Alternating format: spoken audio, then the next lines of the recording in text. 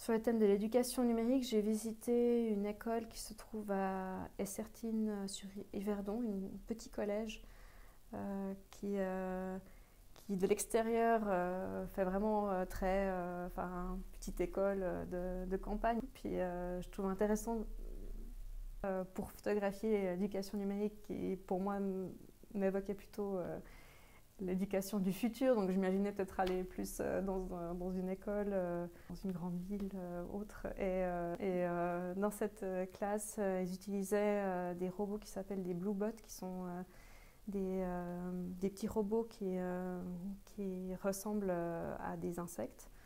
Ce qu'ils font, en fait, ces élèves qui ont entre 6 et 7 ans, c'est qu'ils programment ces robots pour faire différentes tâches. Il y a différentes touches qui permettent de les programmer pour aller en avant, de côté, en arrière.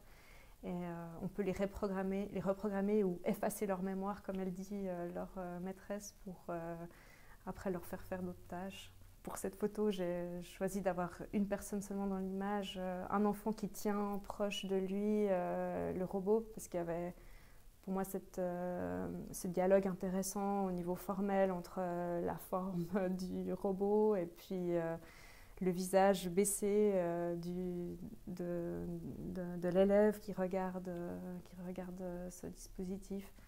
Et on n'a pas le regard direct du coup de l'enfant, mais on a le regard du coup du robot, donc indirectement on est quand même regardé sans être forcément regardé par le personnage principal. Enfin là on pourrait se dire c'est qui le personnage principal, est-ce que c'est le robot ou est-ce que c'est le personnage ou est-ce que c'est les deux. En tout cas j'aimais bien cette synergie qui se crée avec cet enfant qui tient aussi le robot comme un objet plutôt précieux et avoir aussi cette impression que le robot irradie un peu l'espace avec cette lumière bleutée. Donc pour cette image-là, c'était vraiment un concours de circonstances où l'enfant que j'ai photographié portait un pull avec des étoiles, il avait même une fusée qu'on discerne à peine. Et ça fonctionnait vraiment très bien du coup pour l'histoire que je voulais raconter, aussi d'éducation numérique, qui nous invite à redéfinir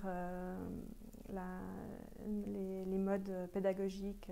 Pour la réalisation de cette image, j'ai utilisé spécifiquement une gélatine de couleur que j'ai mise sur un de mes flashs pour donner justement une atmosphère un peu plus futuriste à la photo et puis pour accentuer davantage l'éclairage qu'émet le robot, le dispositif tenu par l'enfant. Cet éclairage, il peut faire penser à un film de science-fiction. On pourrait aussi s'imaginer qu'on est vraiment dans un studio ou bien dans une navette spatiale. Là, on est vraiment assez libre au niveau de l'interprétation.